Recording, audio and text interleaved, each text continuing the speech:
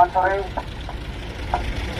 Rekan-rekan pengguna jalan, baik Pak Sopir, agar diikuti aturan lalu lintas karena hari ini dimulai libur panjang.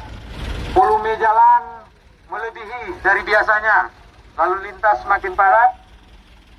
Minta tolong Pak Supir, apabila lelah, silakan berhenti atau beristirahat. Lalu lintas semua, luar Jawa sini.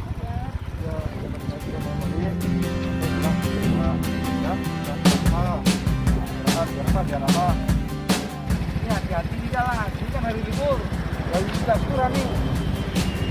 Ya, kalau lelah.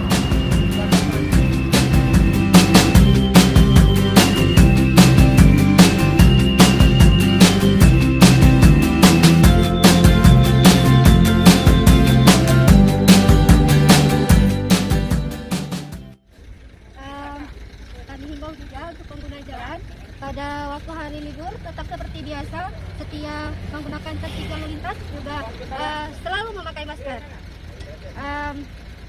selalu menjaga jarak sehingga COVID-19 yang sudah berlalu juga